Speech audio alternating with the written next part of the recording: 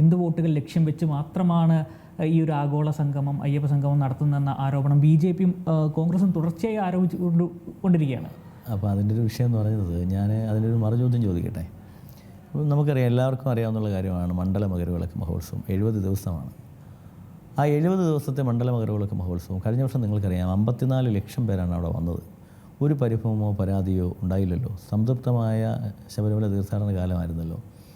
ആ സമയത്ത് ഞങ്ങളുടെ ദേവസ്വം ബോർഡിൻ്റെ കഴിവുകൊണ്ട് മാത്രമാണോ ഇത് നടത്താൻ സാധിക്കുന്നത്? അതൊരു വളരെ ഗംഭീരമായി നടത്താൻ സാധിച്ചത് കേരളത്തിൻ്റെ സർക്കാരിൻ്റെ പിന്തുണ ഉള്ളതുകൊണ്ടല്ലേ. ബഹുമാനപ്പെട്ട മുഖ്യമന്ത്രി 2 തവണയാണ് അതുമായി ബന്ധപ്പെട്ട് അവലോകന യോഗം വിളിച്ചത്. ബഹുമാനപ്പെട്ട ദേവസ്വം വകുപ്പ് മന്ത്രി VN വാസവൻ എത്ര തവണയാണ് ഇതുമായി ബന്ധപ്പെട്ട് മീറ്റിംഗ് വിളിച്ചത്? എല്ലാ വകുപ്പ് മന്ത്രിമാരും. അങ്ങനെ ഏതാണ്ട് എല്ലാ വകുപ്പുകളുടെയും ഏകോപനത്തിലൂടെയാണ് നമ്മൾ ഈ ശബരിമല തീർത്ഥാടന കാലം നടക്കുന്നത്. ആ തീർത്ഥാടനത്തിൻ്റെ അതേ രീതി തന്നെയാണ് ഇവിടെ ഉള്ളത്. ദേവസ്വം ബോർഡിൻ്റെ നേതൃത്വത്തിലാണ്, പക്ഷേ ഗവൺമെൻറ്റിൻ്റെ പിന്തുണയോടുകൂടിയാണ്. അങ്ങനെയല്ലേ നമുക്ക് സംഘടിപ്പിക്കാൻ സാധിക്കുകയുള്ളൂ. വിദേശത്ത് നിന്നും ഒക്കെ സ്വദേശത്ത് നിന്നുമായി ഒട്ടേറെ 10,000 പേരെ ഇവിടെ പങ്കെടുപ്പിക്കുമ്പോൾ അത് സർക്കാരിൻ്റെ സഹായമില്ല നമുക്ക് സംഘടിപ്പിക്കാൻ സാധിക്കുമോ? അതിൽ പോലീസിൻ്റെ കാര്യത്തിൽ, ക്രൗഡ് മാനേജ്മെൻറ്റിൻ്റെ കാര്യത്തിലായാലും, പിന്നെ ആരോഗ്യരംഗത്തായാലും, സാമ്പത്തിക രംഗത്തായാലും, എല്ലാ മേഖലയിലും നമുക്ക് സർക്കാരിൻ്റെ സഹായം വേണ്ടേ?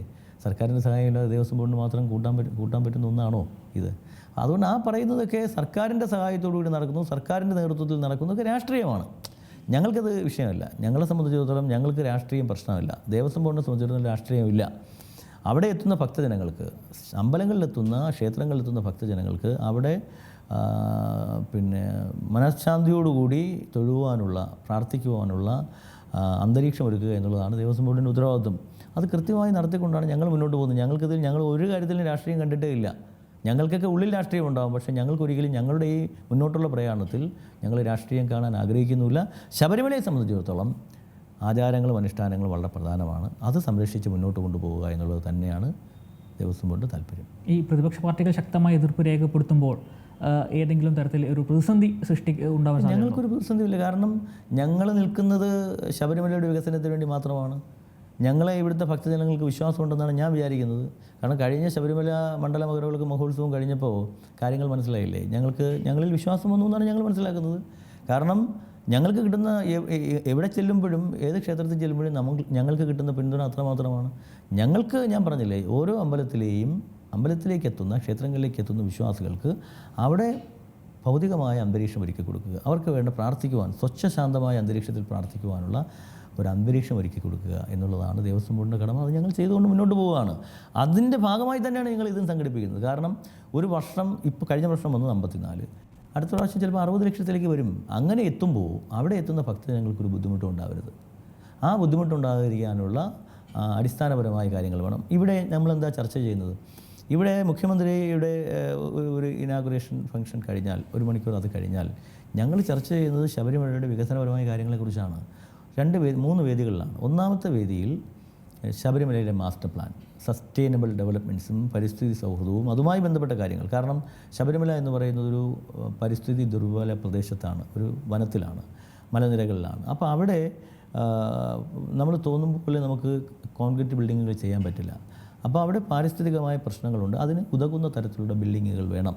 ലോകത്ത് വിവിധ മാതൃകകളുണ്ട്. ലോകത്തിൻ്റെ വിവിധ ഭാഗങ്ങളിൽ വന്നിരിക്കുന്ന പ്രകൃതികൾ, അതുമായി ബന്ധപ്പെട്ട് അഭിപ്രായങ്ങൾ പറയാം.